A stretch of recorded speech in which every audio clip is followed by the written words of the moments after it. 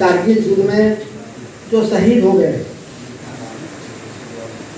उनके परिजन को हम लोग सम्मानित करेंगे, अथवा जो कारगिल युद्ध में युद्ध लड़ा है वैसे सैनिकों को सम्मानित करेंगे।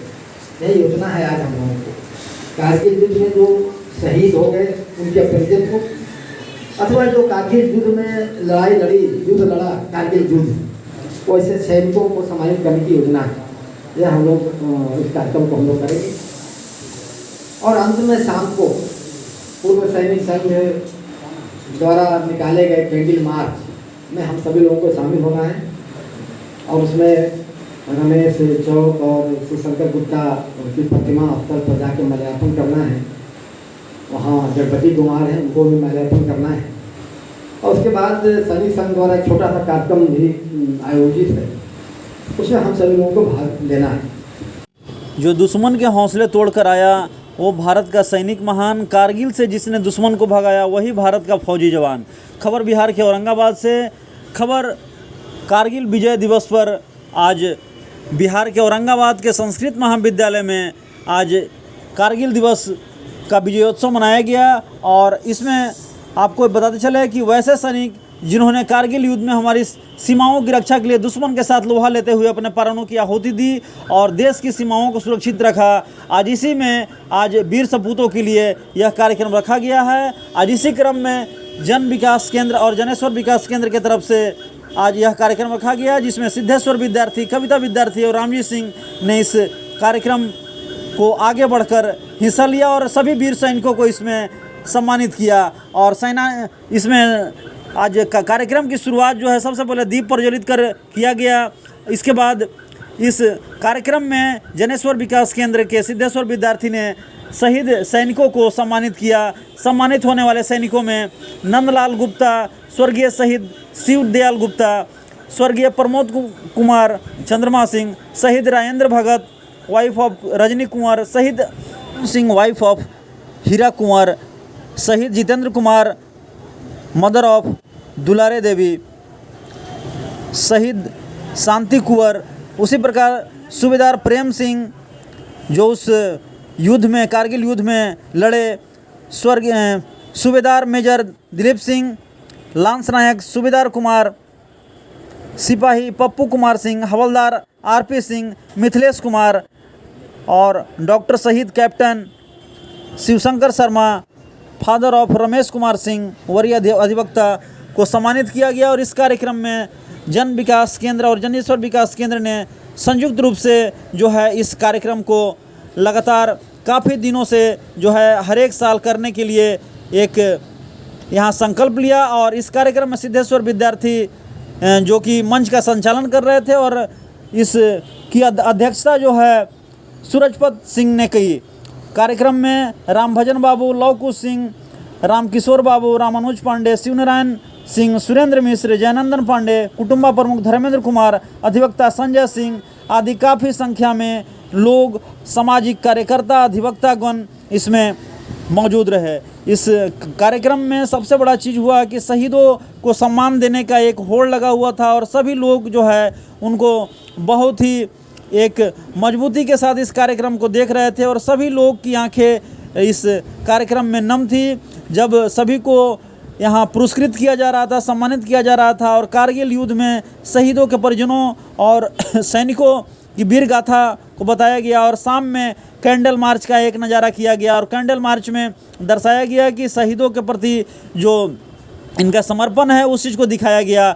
और जैसा कि आपको बता दें कि कारगिल की राजधानी लद्दाख है और सुरु नदी सिंधु नदी की एक सहायक नदी है जो भारत के लद्दाख के कारगिल ज़िले से होकर बहती है और वहाँ पर ये लड़ाई लड़ी गई थी। और ये जो लड़ाई थी अपने आप में इस सदी का सबसे खौफनाक लड़ाइयों में से एक था। इसमें भारत ने दोस्ती का हाथ बढ़ाया तो पाक ने की घुसपैठ। और 1999 में कारगिल युद्ध में पाकिस्तान पर भारत की जीत की याद में हर साल कारगिल दिवस मनाया जाता है, जिसी क्रम में औरंगाबाद में यह कार्यक्रम किया गया। और इस कार्यक्रम में एक चीज़ और बता दें कि कारगिल विजय दिवस में सेनाओं की शौर्य गाथा, जिसमें खून से लथपथ शरीर, जिसमें 15 गोलियां खाकर भी दुश्मन पर हमला करना कोई फिल्मी कहानी से कम नहीं। और कारगिल युद्ध के हीरो योगेंद्र यादव ने यह रियल स्टोरी की थी। और जैसा कि आपको बता दें कि यह अपने आप में बेहद ही बेहतरीन पलों में से एक था। और इस कारगिल युद्ध के सूत्रधार कैप्टन विक्रम बत्रा थे, जो परमवीर चक्र मरणोपरांत उन्हें प्राप्त हुआ था। और कारगिल युद्ध में काफ़ी योद्धाओं ने अपनी अपनी लड़ाई के द्वारा भारत की सीमाओं को सुरक्षित रखा। और आइए जानते हैं कि कारगिल विजय दिवस के अवसर पर ये जो कार्यक्रम यहाँ मना, इसमें क्या कुछ कहा यहाँ सेना के लोगों ने। और तो मैं अभी मौजूद हूँ बिहार के औरंगाबाद जिले के संस्कृत महाविद्यालय में। यहाँ पर कारगिल विजय दिवस पर भारत के वीर सपूतों को नमन करने के लिए 26 जुलाई 1999 को जो देश के वीर सपूतों ने पाकिस्तानी सैनिकों को कारगिल से खदेड़कर दुर्गम चोटियों पर तिरंगा फहराया था, आज उसी को यहाँ पर विजय दिवस के रूप में मनाया जा रहा है। और इसी विजय दिवस के रूप में हमारे साथ कुछ सैनिक हैं। हमारे साथ टीके सिंह जी हैं, जो यहाँ के पूर्व सैनिक संघ के अध्यक्ष हैं औरंगाबाद से। इनसे जानते हैं कि जो कारगिल दिवस पर विजय दिवस जो बन रहा है, आखिर इसको कैसा देखते हैं। धन्यवाद रमाकांत जी। कारगिल विजय दिवस दुनिया के सर्वोच्च लड़ाई में एक है। सबसे हाइट पे लड़ी जाने वाली एक लड़ाई थी जो भारत और पाकिस्तान के बीच हुई थी 1999 में, जो कि अदम्य साहस और शौर्य का परिचय देते हुए भारतीय सैनिकों ने वहाँ की उच्चतम पहाड़ियों पर तिरंगा लहराया और उनको खदेड़ भगाया। तो ये पूरे देश के युवाओं के लिए एक प्रेरणा का स्रोत है कि हम सेना में शामिल हों और देश के दुश्मनों को भारत माँ की रक्षा के लिए तत्पर रहें और इस तरह साहस और अपना बलिदान देकर देश की रक्षा करें, जो कि हमारे देश के लिए बहुत सर्वोपरि है।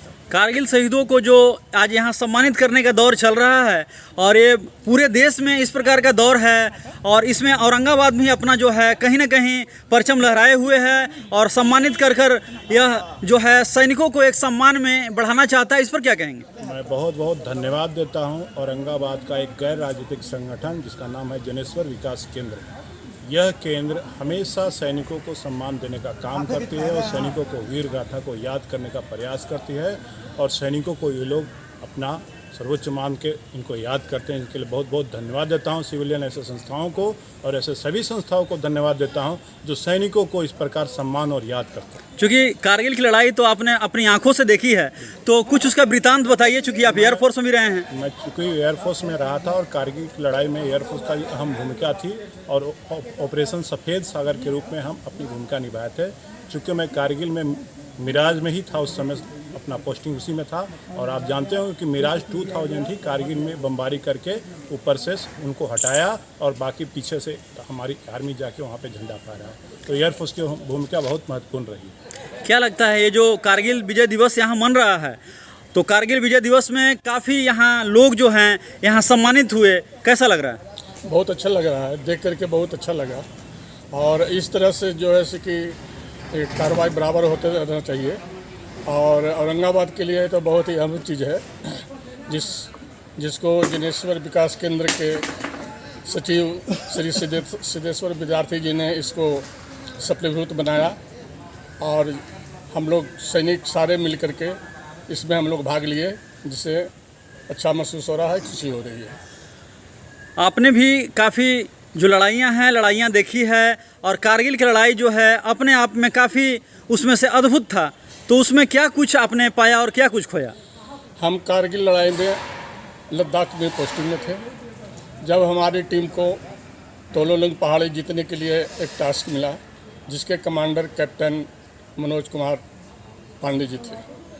हम उनके बीच में रहते हुए हमने तोलोलुंग पहाड़ी पर लड़ाई लड़ी और वहाँ पर बैठे हुए पाकिस्तानी घुसपैठियों को मार भगाया।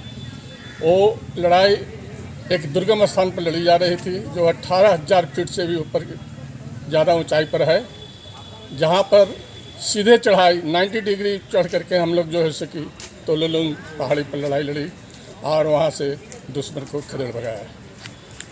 ये जो कारगिल की जो विजय दिवस यहाँ मन रहा है, और कारगिल में काफ़ी लोग जो है अपना बलिदान दिए सैनिक, तो उन वीर सैनिकों के ऊपर क्या कहना चाहेंगे। वीर सैनिकों के इसलिए घर द्वार छोड़कर लड़ाई लड़ने जाते हैं। आज ऐसे हमारे जनेश्वर विकास मंच की तरफ से हम लोग के सहानुभूति और सम्मान मिलेगा। हम लोग को उस टाइम सीना बॉर्डर से ज़्यादा चौड़ा होता है कि हम लोग के अभी भी याद किया जा रहा है। सैनिकों के बारे में कहा जाता है कि मुझे न तन चाहिए न धन चाहिए, बस अमन से भरा यह वतन चाहिए। जब तक जिंदा रहूं इस मातृभूमि के लिए, और जब मरूं भी तो तिरंगा कफन चाहिए। तो इस पर सैनिक को जो है कितना ज़्यादा मजबूती मिलती है? सैनिक ये सब बातें कहने पर सैनिक के दिल दिमाग और सीना बहुत फक्र के साथ चौड़ा हो जाता है कि अभी भी आने के बाद हमारे वतन के लिए हम लोग तो मर मिटते हैं ही हैं, हमारे परिवार लोग और सदस्य पर जो समाज का है सोसाइटी, वो सब भी हम लोग के नाम ऊंचा करते हैं। क्या संदेश देना चाहेंगे? जो विजय दिवस मन रहा है, इस विजय दिवस पर क्या कुछ कहना चाहेंगे? विजय दिवस मन रहा और मनना चाहिए। विजय दिवस पर जो हमारे सैनिक अभी जो बॉर्डर पर तैनात हैं, उनको यहाँ से बहुत सहानुभूति मिलता है कि हमारे परिवार जो हमारे पूर्व रिटायर होकर सैनिकों गए हैं, उनके लिए मान सम्मान मिल रहा है। इसीलिए यहाँ से ज़्यादा उनको मनोबल, जहाँ ड्यूटी पर तैनात है, उनको सबसे ज़्यादा सहानुभूति मिलती है।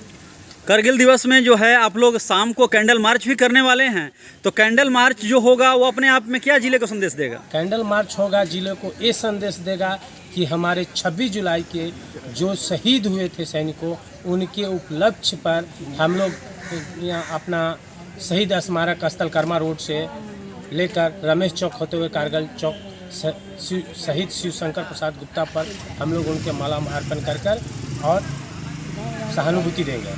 चूँकि सैनिक लगातार जो है दिन रात एक कर वहाँ सीमा पर सेवा करता है, तभी लोग जो है यहाँ चैन से सोते हैं।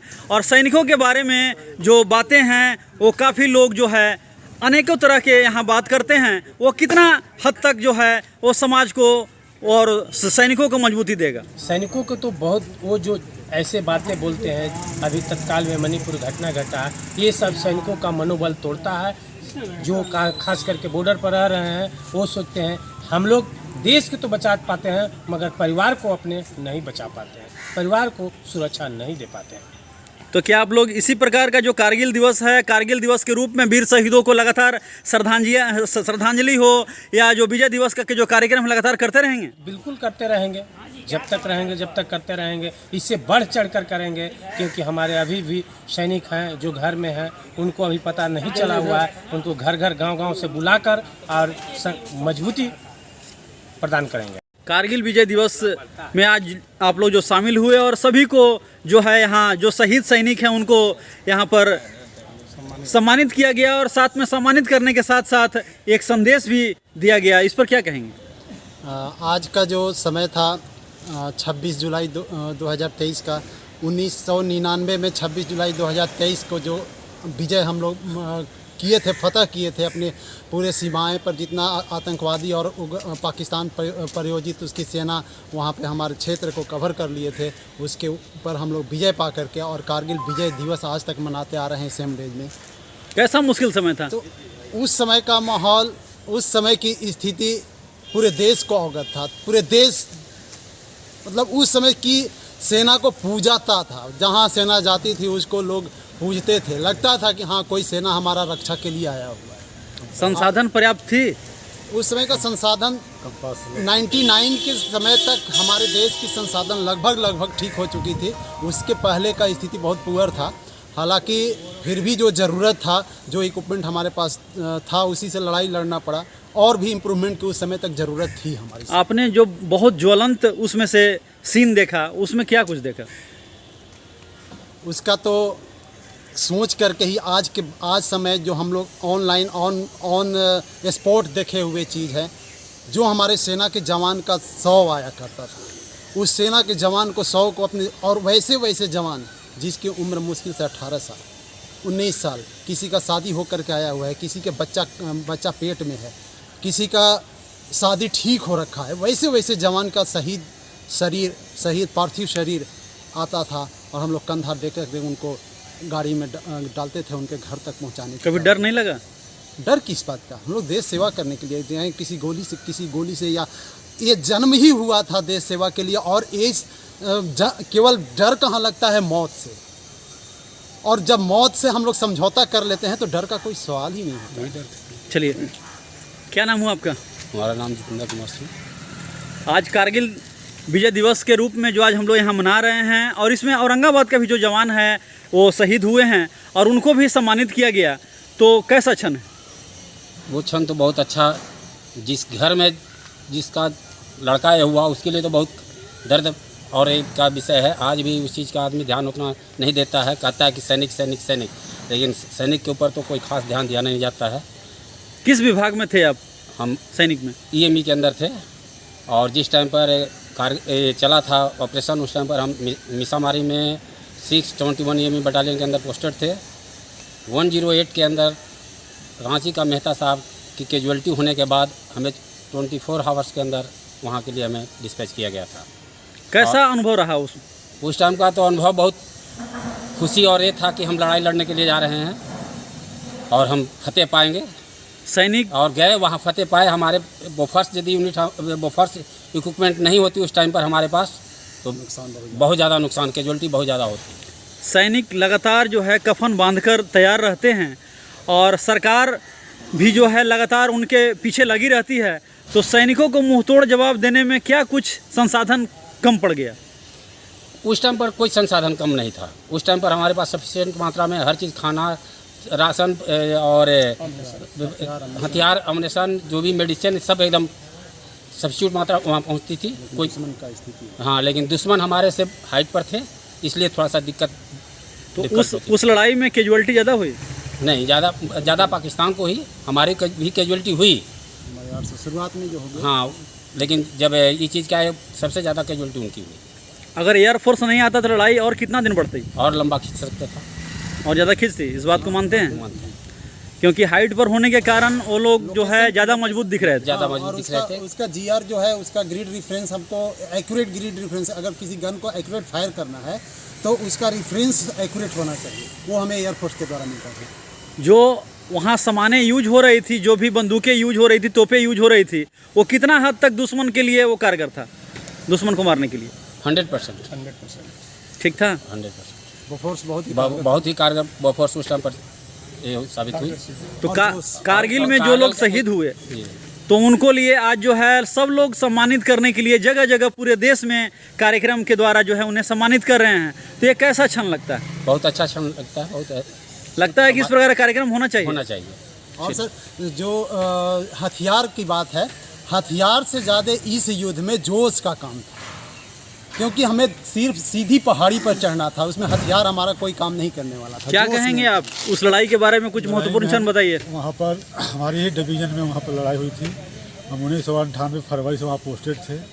हम लोग को वर्क मिला था कारगिल में, हमारा एक वर्कशॉप था, और उसके बाद बटालिक में मिला। हमारा वन विहार 5 मई को बटालिक में पहुँचा था, हम वहीं पर थे हम। और उसके बाद जब पहले तो गन्स लड़ाई होता था, हम लोग बैंकर में रहते थे, बहुत से कठिनाइयाँ था, तो उस समय हम लोग झेले। फिर जब नीचे से हमारी फौज गई तो हम लोग का भी लड़ाई शुरू हुआ, मीडियम गन वगैरह सब। तो अनुशासन से जो है सैनिक जो है और देश जो है महान बनता है, और समाज में भी एक अच्छा संदेश जाता है। इस बात में कितनी सच्चाई है?